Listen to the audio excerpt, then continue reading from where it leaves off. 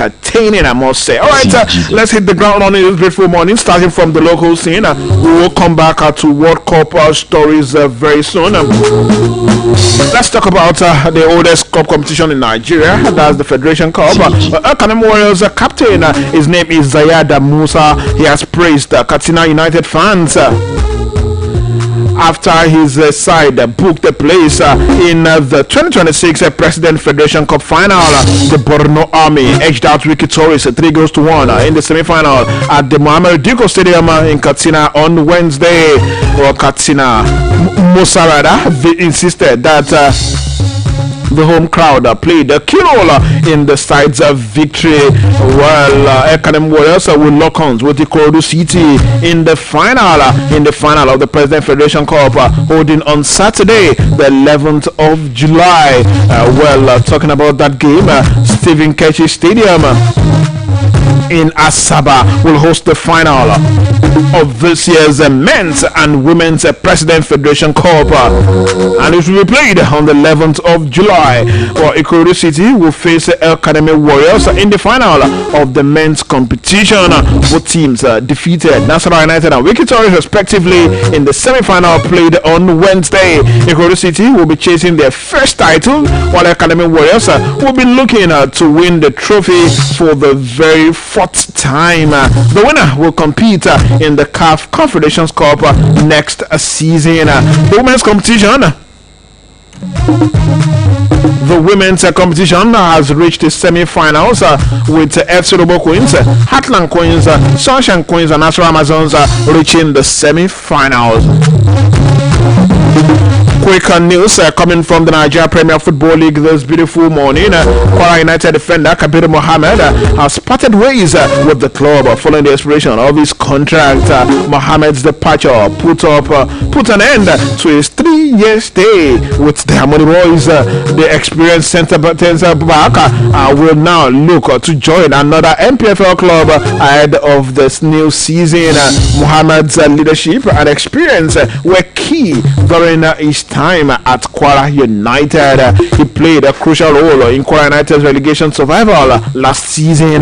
Mohammed was part of the Kwara United side that won the President Federation Cup last year.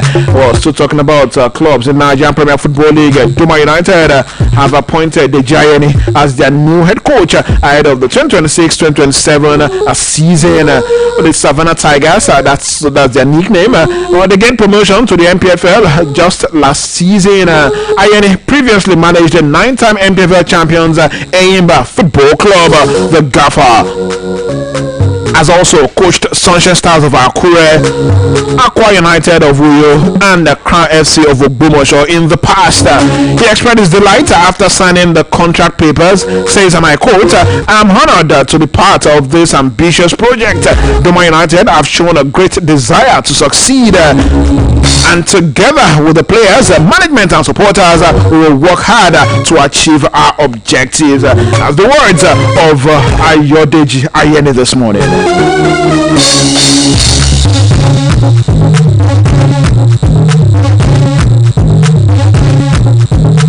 Alright, moving on this beautiful morning, let's cross up to the camp of Nigeria under-20 team.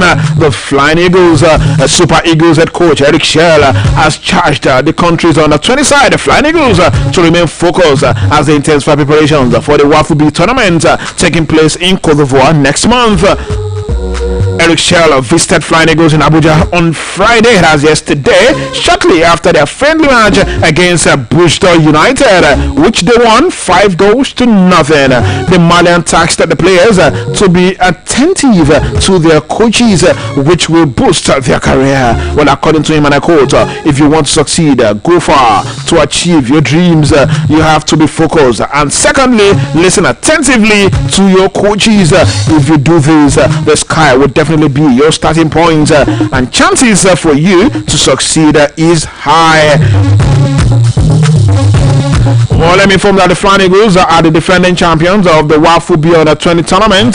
The competition will serve as the qualifiers for the 2027 Africa Under-20 Cup of Nations. Crossing to the continent this morning, the Confederation of African Football (CAF) has commenced consultations with the government and local organizing committees of the three co-hosts. That's Kenya, Uganda, and Tanzania to determine the venues for three major events of the 2027 Africa Cup of Nations AFCON. Well, the discussions are aimed at selecting which of the three East African nations will host the tournament's official group stage draw, opening match, and final. According to CAF, the AFCON 2027 group stage draw is billed to take place on March next year, while the opening match of the tournament will be played June 19, 2027.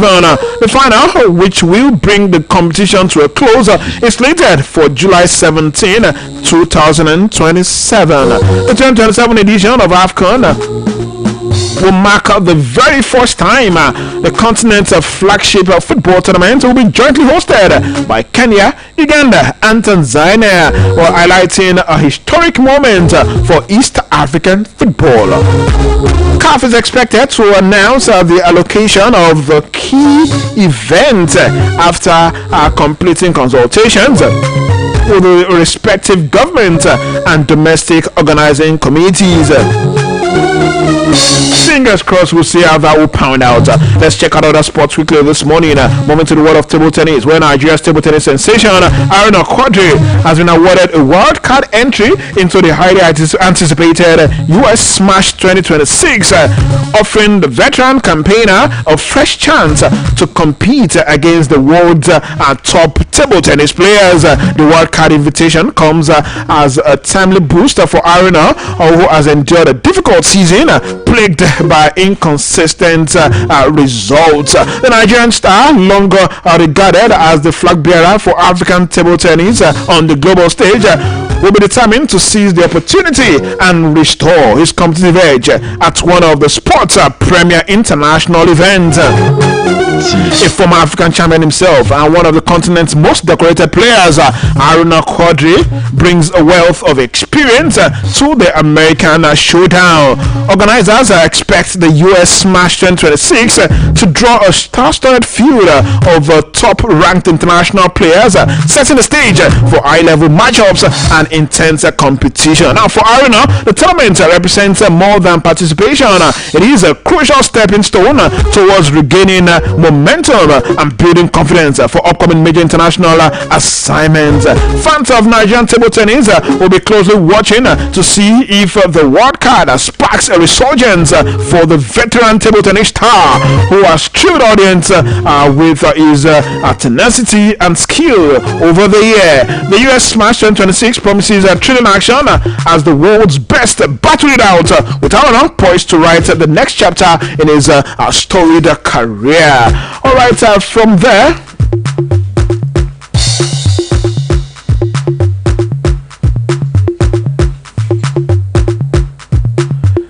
let me inform you that Nigerian quarter miler Gafari Badmos delivered an impressive performance at the meeting Cuida de la Malaga in Spain, clocking a new personal best of 45.28 seconds to win the men's 400-meter heat. The outstanding run saw Badmos lower his previous personal best of 45.53 seconds, which he set last year, further underlining his steady progress in the event. The performance continues a strong run of form for the Nigerian athlete.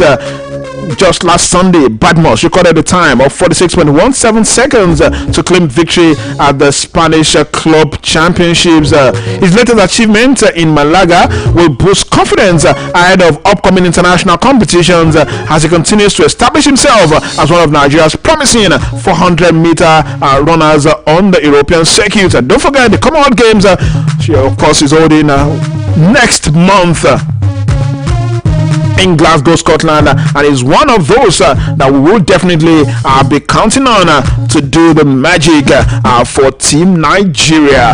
Quite a lot to talk about on the show this morning, including a number of World Cup stories. We'll be taking a look at the opening round of the FIFA World Cup, how African teams performed. We'll take a look at them one after the other, and then we will, of course, listen to former Super Eagles captain and coach Sonny Olize speaking about the African teams that have impressed him so far, and of course, discussing some other World Cup issues, especially the Cristiano Ronaldo situation. Of course, all of this and many more is time to enjoy are still on the show. We need to pick this and go on this quick break. And when we return, we'll take those World Cup stories. It's still Spotted Beat and Oluyole 90.5 FM. ẹ̀yin aláfẹ́ tẹ́ mọ bó ṣe ń lọ bó ṣe ń lọ gẹ́lẹ́ nìyẹn o nílé iṣẹ́ Wosade Realty tó ń bá ní raléralẹ̀ tálẹ́tálẹ̀ tó sì ń bá ní kọ́lé tó wojú ní number 5 Ògúndélé layout ni wọ́n wà o lẹ́yìn Men of Isaka Vision onílé aró off UI Ọjọ́ road Ìbàdàn wàá gbọ́ kó clear 3 bedroom duplex kan bẹ́ẹ̀ nílẹ̀ fún yíyá gbé ọlọ́jọ́ méjì sí méje tàbí jù bẹ́ẹ̀ lọ ààyè tó fẹ̀ ni wọ́n kọ́ sí fully furnitured with smart TV tó ní Netflix internet tó ń yára bí àṣà iná ọba tó dúró re 247 àtìlẹ́ ìdáná tẹ́rọ̀jà àánú ẹ̀ pé ní number 6 Shalom Close Awofisayo Street off Ashi Road ní Bódìjà Ìbàdàn 220k fún alẹ́ ọjọ́ kan àtúní detached 3 bedroom duplex kan lágbègbè kan náà fún títà 250 million naira ní o tí kíkọ́ rẹ̀ sì ti yọrí kò tán síbẹ̀ o duplex oníyàrá mẹ́ta míì tún wà lágbègbè kan náà tíṣẹ́ rẹ̀ ò tí ì yọrí ṣùgbọ́n tó ti jẹ́ kíkọ́ dé gbèdéke 50%. bákan náà semi detached duplex oníyàrá mẹ́rin kan tún wà nínú estate kan ó sì jẹ́ kíkọ́ dé linted level ní Lekron Abọ́dúnrìn Abọ́ládé off Ìyànà Ọlọ́pàá ní Bódìjà Ìbàdàn 08131180078 tàbí +1346 7737 624. ẹyẹ àtètèjí ní jẹ́kọ̀ ló fà. Please listen to this announcement. In loving memory of my dear wife, Janet Munilola Ayinke Akinleye, who died on the 28th of June 2016 at the age of 74 years. It is exactly 10 years today. May your gentle soul rest in perfect peace. Your husband, children, grandchildren, families, and friends remember you today and always. Time sped on, but you still live in our hearts, out of sight, yet never out of mind. We are never really apart for those who we truly love. My dear Janet Munilola Ayinke Akinleye, continue to rest in the perfect peace of the Lord, sadly missed and always remembered. Sleep on until we meet to part no more. Ayinke, announcer Adebayo Ishola Akinleye, husband. Nàìjíríà ilẹ̀ tó nífẹ̀ẹ́ tó sì ń gbé ní ìrẹ́pọ̀ ṣùgbọ́n báwo la ṣe lè fìdí ẹ̀ múlẹ̀ àti pé báwo la ṣe lè ní àǹfààní sáwọn tó ṣe pàtàkì. ẹ wá gbọ́ àgbékalẹ̀ ìwé ẹ̀rí àdírẹ́sì ibùgbé ẹnìkọ̀ọ̀kan POA lábẹ́ ìjọba ìbílẹ̀ àdúgbò tó ń gbé wà fún ìdàgbàsókè àti ètò ààbò tó fini lọ́kàn balẹ̀. ẹ jẹ́ ká fojú inú wò ìwé ẹ̀rí àdírẹ́sì ibùgbé rẹ tó dájú tó sì jẹ́ látọ̀dọ̀ ìjọba ìbílẹ̀ tó wà ìrọ̀rùn gbáà ni. pẹ̀lú ìwé ẹ̀rí mi tuntun ó rọrùn fún mi láti yáwó ní báńkì mi wọ́n rí àrídájú ibi tí mò ń gbé inú mi sì dùn gan. mo lo tèmi fún okòwò mi ó yára ó sì dájú kódà àwọn òṣìṣẹ́ wọn ràn mí lọ́wọ́ láti tọ́ mi sọ́nà. ìforúkọsílẹ̀ àdírẹ́sì ibùgbé rẹ jẹ́ ètò tó dájú tí ó sì lè ṣe àwọn àǹfààní sílẹ̀ fún gbogbo ènìyàn. ìwé ẹ̀rí yìí yóò dáàbò bo ọjọ́ ọ̀la rẹ yóò fòpin sí ìwà ọ̀daràn tí ètò ààbò tó péye yóò sì wà pẹ̀lú fún gbogbo ènìyàn. fi ìwé ẹ̀rí àdírẹ́sì ibùgbé rẹ hàn lónìí jẹ́ ká jọ gbé orílẹ̀-èdè yìí gòkè àgbà kàn sí àwọn ilé ìfìwéránṣẹ́ àti ibùgbé ìforúkọsílẹ̀ tá a ti yà sọ́tọ̀. ìkéde ìwà láti ọ́fíìsì akọ̀wé ìjọba àpapọ̀ ilẹ̀ yìí NIPOST àti ALGON.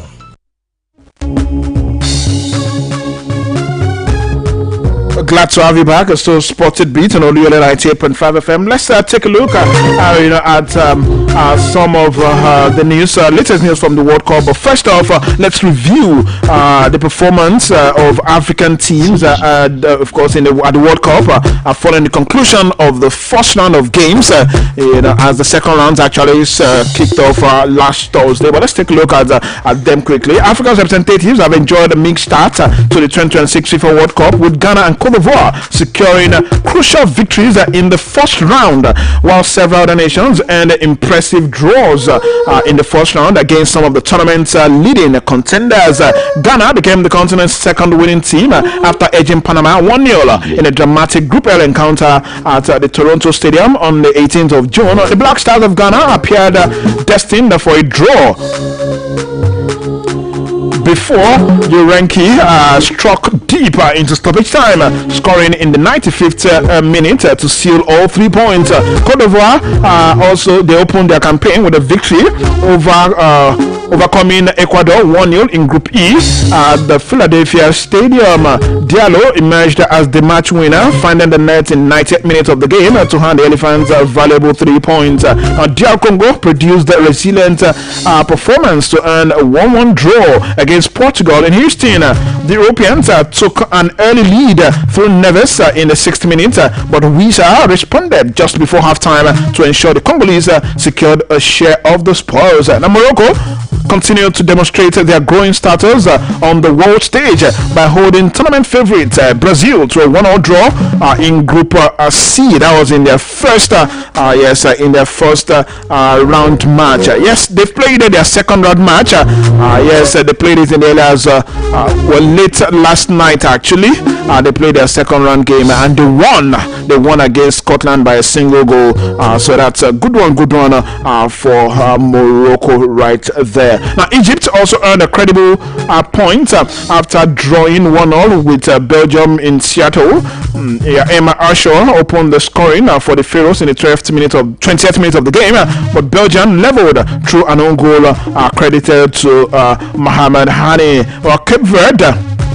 Cabo Verde delivered one of the most disciplined defensive performances of the opening round, frustrating Spain to a goalless draw at Atlanta Stadium to claim a hard-earned point. However, several African nations suffered a disappointing start to their campaigns. South Africa, they fell 2-0 loss against Mexico in their opening match. They bounced back against the Czech Republic last Thursday, their second game of the competition, of course playing out a draw in that particular encounter against Czech Republic. 1-0 that game ended. Tunisia endured the continent's heaviest loss, suffering a 5-1 loss to Sweden, of course, in their own first round encounter. Senegal were also unable to avoid defeat, losing 3-1 to France in Group I. Algeria completed a difficult opening round for some of Africa's representatives, falling 3-0 to Argentina in Kansas City. Then Messi produced a masterclass performance, of course, scoring a hat-trick in that particular encounter. That's a quick look at how African teams have performed so far in this competition. Now let's cross over to former Super Eagles captain Sunday Oluyole, who has picked Cape Verde as his most impressive African country at the ongoing World Cup. The small nation is making its debut at the tournament this year. They played out a 1-1 draw with European champion Spain in their first game at the World Cup. Their performance led to a lot of praise from fans and pundits. Alright, let's listen to Sunday Oluyole speaking about this great nation, Cape Verde. Let nobody be deceived. Us having, as a continent, us having 10 representatives is no favor at all. Because when you look at it by population-wise, we're a continent that's over 1.4 million people. So we deserve to have, if in relation to population, we deserve to have 10. And in fact, if you look at it, the Europeans have 16 representatives at the World Cup, and Europe is just 700-something million people. So you see, it's not democratic enough. So far, this is now we're just getting it right. 10 of our nations have played. And from the 10 nations that have played from Africa, 6 of them have gotten positive results, and 4 got negative results. 6 out of 10 is not bad at the moment. So for that reason, I think that we've done well so far. Now, your question, what nation has impressed me the most? For me, I've totally become a Cape Verde fan. Okay. I'm thinking of buying a ticket to go to visit the country once. Because it's the way they played, the organization, this is no joke. This is something that had been worked upon. And what I felt when I went to the AFCON was that they intentionally did not come to the AFCON. This is a country with 600,000 people as population. Yeah. And so for that reason, they have the goalkeeper, who's now become a hero, 40 years old. So if you look at it, Cape Verde has really impressed, because not only they played against the most organized team as a team at the World Cup, Spain. Yeah. And they brought out everything African. They played aggressive, they used the physique, and they committed very few fouls, which is most impressive. So that tells you, and the manager, of course, is home-based. Yeah. So nothing fits me better than this, my dear. So Yeah, you must also look at them. This is their first participation at the World Cup, That at one point also where they are humans, at one point they were also content with the fact that we just have to win with 1 point at least. Okay. And having said that, also being the first time that are going to be at the World Cup, they don't have that experience at that level, how to handle the killer instinct. Yeah. And it's difficult to have that killer instinct when your tactic has all been based on trying to defend, be compact, and so for that reason we can give them that. And for me, that 1 point they got to is not a 1 point. Cape Verde 1 point is like 3 points. It's even bigger than 3 points. If I saw images, videos from back home in Cape Verde, you cannot imagine the joy these people have. It's just like 94 era, 96 era. Oh, there you listen to Sunday Oluyole there, speaking about the exploit of Cape Verde in the first round of the FIFA World Cup. All right, he also went on to talk about Cristiano Ronaldo dilemma, the 41-year-old, of course, saying that Ronaldo should rather be allowed to play as a high-impact substitute and not a 90 minutes player, considering his age. He's now 41, and of course, he's not as strong as he used to be. Let's listen once again to Sunday Oluyole. The last time Congo came to the World Cup was 1974. Yeah, 52 years ago or so. 2 years ago. So that tells you that for them,